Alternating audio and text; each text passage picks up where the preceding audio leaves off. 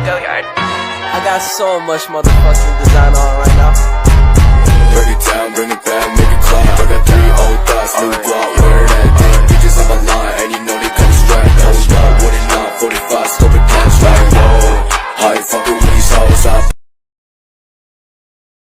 Assalamualaikum warahmatullahi wabarakatuh. Halo teman-teman, nama saya Hilda Hairunisa. Saya dari kelas 03 PIEE 001 Universitas Pamulang. Video ini saya buat untuk memenuhi tugas mata kuliah yang diampu oleh Ibu Chandra Abdillah SPD MPD. Pada video kali ini saya akan membahas materi tentang model pembelajaran SKI 4R. Namun sebelum itu, marilah sejenak kita mengulas dan mengingat kembali materi di pertemuan sebelumnya. Nah, yang dimana pada pertemuan sebelumnya kita sudah membahas tentang pengertian dan karakteristik model pembelajaran kooperatif dan non-kooperatif. Ada yang masih ingat apa itu model pembelajaran kooperatif dan model pembelajaran non-kooperatif? Model pembelajaran kooperatif adalah model pembelajaran yang mengutamakan kerjasama antar peserta didik dalam proses pembelajaran. Model ini sangat bagus jika digunakan pada proses pembelajaran, karena komunikasi antar siswa secara informal membuat siswa cepat memahami suatu materi yang sedang dibahas. Siswa yang mungkin memang sedikit terlambat dalam memahami dan menerima materi pembelajaran, mungkin dengan penjelasan dari temannya yang lebih pandai, akan lebih mudah menerima dan memahami materi yang sedang didiskusikan. Nah, di samping itu pula, mereka juga nantinya akan terlatih mendengarkan pendapat orang lain. Kemudian selanjutnya ada karakteristik model pembelajaran kooperatif, di mana suatu model pembelajaran pasti memiliki ciri-ciri khususnya. Nah, untuk ciri-ciri pada model pembelajaran ini, yang pertama yaitu siswa belajar dalam kelompok. Yang kedua, siswa memiliki rasa ketergantungan. Yang ketiga, siswa belajar berinteraksi secara kerjasama. Dan yang terakhir, siswa dilatih untuk bertanggung jawab pada tugasnya masing-masing. Namun berbanding terbalik dengan model pembelajaran non-kooperatif, di mana model pembelajaran non-kooperatif ini adalah model pembelajaran yang tidak mengkondisikan terjalinnya kerjasama antar siswa dan kelompok-kelompok tertentu selama proses belajar dan mengajar. Oleh karena itu, model pembelajaran ini dianggap tidak efektif jika diterapkan pada proses pembelajaran.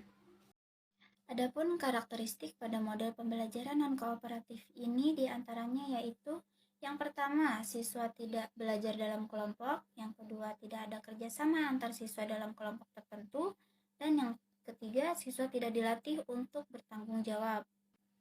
Nah, model pembelajaran non-kooperatif ini ada beberapa jenisnya, yang dimana salah satunya adalah model pembelajaran SKI 4R. Model pembelajaran SKI 4R inilah yang akan saya jelaskan pada video kali ini. Baiklah teman-teman, langsung saja kita ke materi intinya, yaitu model pembelajaran SKI 4R. Model pembelajaran SKI 4R merupakan sistem yang diterapkan dalam melakukan aktivitas membaca dan belajar, karena metode ini merupakan sebuah mata rantai yang setiap bagiannya saling berkaitan satu dengan yang lainnya, sehingga harus dilakukan oleh siswa apabila hendak memperoleh pemahaman materi yang lebih maksimal. Namun, meskipun terkesan sangat mekanistik, membaca dengan menggunakan metode SKI 4R ini dianggap lebih memuaskan karena dapat mendorong seseorang untuk lebih memahami apa yang dibacanya, terarah pada intisari atau kandungan-kandungan pokok yang tersirat pada dalam suatu buku ataupun teks. Selanjutnya mengenai ciri-ciri atau karakteristik dari model pembelajaran SKI 4R. Sebagaimana yang nantinya saya akan sebutkan dalam beberapa poin berikut ini. Yang pertama, siswa berperan aktif dalam pembelajaran. Yang kedua, guru sebagai fasilitator dan mediator yang aktif. Yang ketiga, pembelajaran dibentuk dalam kelompok-kelompok kecil dan guru sebagai pembimbing. Yang keempat, siswa dihadapkan pada suatu fenomena dan kemudian diminta untuk mensurvei hal-hal pokok yang terdapat dalam fenomena yang dihadapi. Dan yang terakhir, siswa menyelidiki makna yang terkandung dalam suatu fenomena atau kejadian dengan berpedoman pada hal-hal pokok yang telah disurvei lebih dahulu. Nah, model pembelajaran SQ4R ini tentu saja memiliki beberapa tujuan, diantaranya yaitu yang pertama, meningkatkan kemampuan menentukan ide pokok siswa dengan menggunakan strategi SQ4R.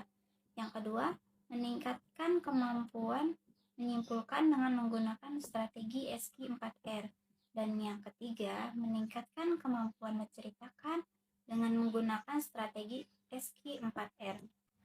Penelitian ini merupakan penelitian tindakan kelas atau PTK, yaitu penelitian yang bertujuan untuk meningkatkan hasil belajar siswa yang dilihat dari proses kegiatan belajar mengajar siswa dan hasil belajar siswa. Sebelum menerapkan model pembelajaran SQ4R ini, kita harus mengetahui terlebih dahulu apa saja langkah-langkah atau tahapan-tahapan model pembelajaran ini, sebagaimana yang telah dinyatakan oleh Robinson dalam Mintowati 2002. Teknik membaca SQ4R ini terdiri dari 6 langkah, yakni survey, question, read, recite, record, and review. Dan pada langkah pertama yaitu ada survei. Di tahap ini, guru perlu membantu dan mendorong siswa untuk memeriksa dan meneliti secara singkat seluruh struktur teks. Tujuannya adalah agar siswa mengetahui panjangnya teks, judul bagian, judul sub-bagian, istilah, kata kunci, dan lain sebagainya. Dalam melakukan survei, siswa dianjurkan menyiapkan pensil, kertas, dan alat-alat lain seperti stabilo untuk menandai bagian-bagian tertentu. Pada tahap kedua ada question, di mana pada tahap ini siswa dianjurkan untuk menyusun pertanyaan-pertanyaan yang jelas, singkat, dan relevan dengan bagian-bagian teks yang telah ditandai pada langkah pertama. Jumlah pertanyaan bergantung pada panjang pendeknya teks dan kemampuan dalam memahami teks yang sedang dipelajari. Jika teks yang sedang dipelajari berisi hal-hal yang sebelumnya sudah diketahui, mungkin hanya perlu membuat beberapa pertanyaan saja. Namun sebaliknya, jika apabila latar belakang pengetahuan tidak berhubungan dengan isi teks, maka perlu menyusun pertanyaan sebanyak-banyaknya. Yang ketiga ada read. Nah, pada tahap ini, siswa membaca secara aktif dalam rangka mencari jawaban atas pertanyaan-pertanyaan yang telah tersusun. Dalam hal ini, membaca secara aktif juga berarti membaca yang difokuskan pada paragraf-paragraf yang diperkirakan mengandung jawaban-jawaban yang diperkirakan relevan dengan pertanyaan yang telah disusun pada langkah kedua. Pada tahap keempat ada recite. Pada tahap ini, siswa dapat menyebutkan atau menceritakan kembali jawaban-jawaban atas pertanyaan yang telah tersusun. Sedapat mungkin diupayakan tanpa membuka catatan jawaban sebagaimana telah dituliskan dalam langkah ketiga. Jika sebuah pertanyaan tidak terjawab, diusahakan tetap harus melanjutkan untuk pertanyaan berikutnya. Demikian seterusnya hingga seluruh pertanyaan, termasuk yang belum terjawab, dapat diselesaikan dengan baik. Kemudian pada tahap kelima ada record, di mana pada tahap ini, selama membaca, siswa tidak hanya cukup mengingat atau menghafal, tetapi juga memahami informasi yang dibaca, yaitu dengan cara menghubungkan informasi dengan hal-hal yang telah diketahui, mengaitkan subtopik-subtopik di dalam teks dengan konsep atau pikiran utama, memecahkan kontradiksi di dalam informasi yang disajikan, dan menggunakan materi itu untuk memecahkan masalah-masalah yang disimulasikan dan dianjurkan dari materi pelajaran tersebut. Nah, pada tahap terakhir ada review. Setelah membaca seluruh bahan, ulangi untuk menelusuri kembali judul, subjudul, dan bagian-bagian penting lainnya. Langkah ini berguna untuk membantu daya ingat, memperjelas pemahaman, dan juga mendapatkan hal penting yang terlewatkan. Nah, teman-teman, dalam sebuah teknik pembelajaran tidak semua memiliki kelebihan atau keunggulan, akan tetapi dapat dipastikan juga memiliki kelemahan dan kekurangan-kekurangan. Begitupun dengan teknik SQ4R ini. Model model pembelajaran SQ4R memiliki kelebihan dan kelemahan, yaitu sebagai berikut. Untuk kelebihan model pembelajaran SQ4R ini, yang pertama, dengan mensurvei buku terlebih dahulu, kita akan mengenal organisasi pemahaman terhadap buku tersebut. Yang kedua, pertanyaan-pertanyaan yang telah disusun tentang apa yang dibaca akan membangkitkan keingintahuan diri kita untuk membaca dengan tujuan mencari jawaban-jawaban yang penting.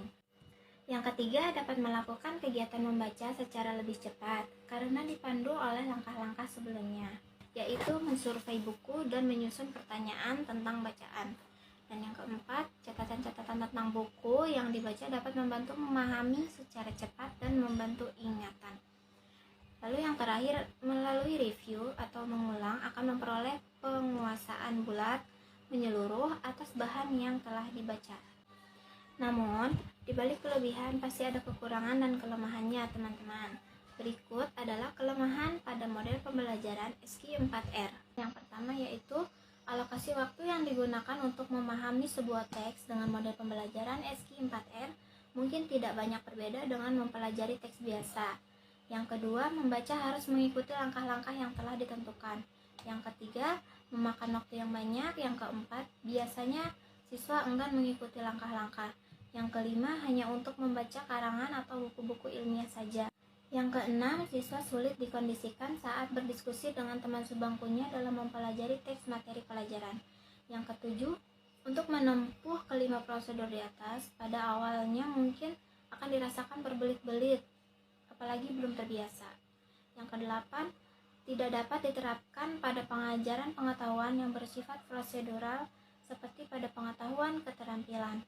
Yang kesembilan, sangat sulit dilaksanakan jika sarana seperti buku siswa tidak tersedia di sekolah.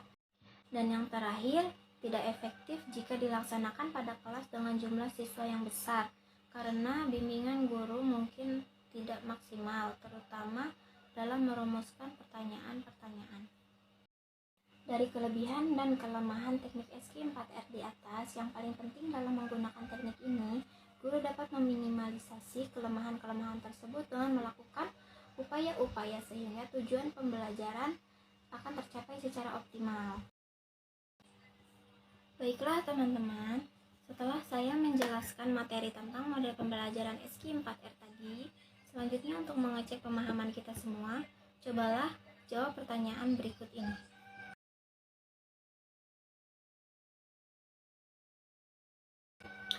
Jika teman-teman sudah menjawab pertanyaan tadi, selanjutnya mari kita sama-sama simpulkan materi di video kali ini.